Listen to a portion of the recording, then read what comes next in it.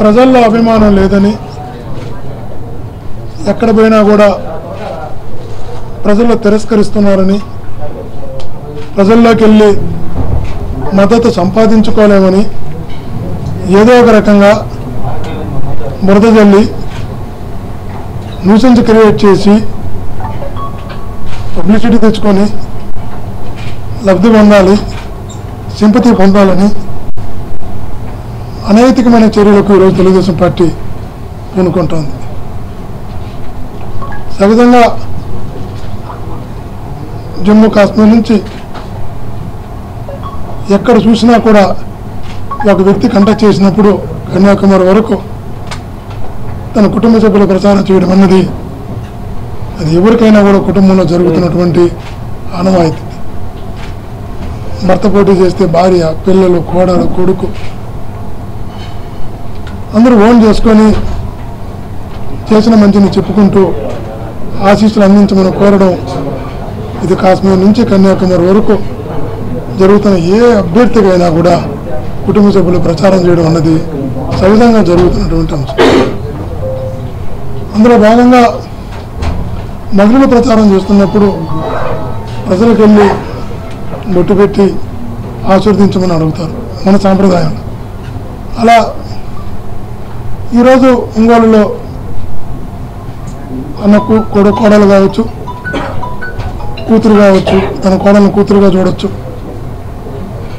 తన తండ్రి లాంటి వ్యక్తి కంటెక్ట్ చేస్తున్నప్పుడు తను వెళ్ళి ప్రచారంలో పాల్గొని ఓటు అడిగేటటువంటి బాధ్యత తను తీసుకున్నది.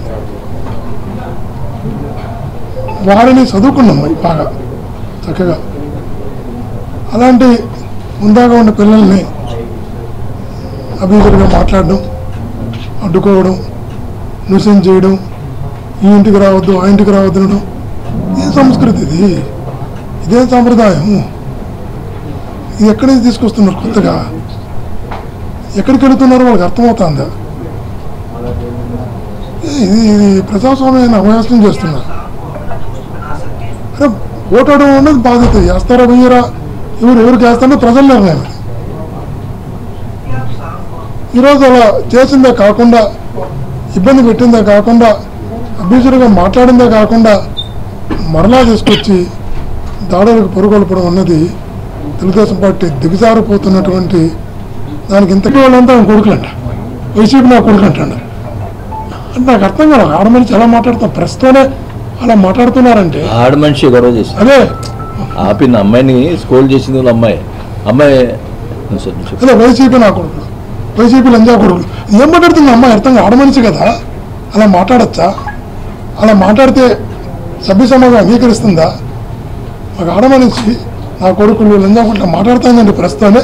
ప్రశ్న లేనప్పుడు ఎలా మాట్లాడుంటుందో ఒకసారి మీరు ఇమేజిన్ చేయండి. ఇలాంటి వ్యక్తులు వెనకాల వేసుకొని మీరు ముందు జనాల్లోకి వెళితే జనాలకు ఏం మెసేజ్ ఇస్తారు మీరు? ఇది సభ్య సమాజం అంగీకరించదు. నేను కూడా ఖచ్చితంగా చెప్తున్నాను, మేము నమ్ముకున్నది ప్రజల్ని, మేము నమ్ముకున్నది మా నాయకుడు అందించిన సంక్షేమాన్ని. ఆ ప్రజలు మా వెనకాల ఉన్నారు. మీరు ఎన్ని చేస్తారో చేయండి, ఎన్ని మాట్లాడతారో మాట్లాడండి, ఎన్ని రకాల న్యూసెన్స్ చేస్తారో చేయండి, అభాండాలు వేస్తారో వేయండి. కానీ అల్టిమేట్గా ప్రజలు ప్రతి ఒక్కటి గమనిస్తారు.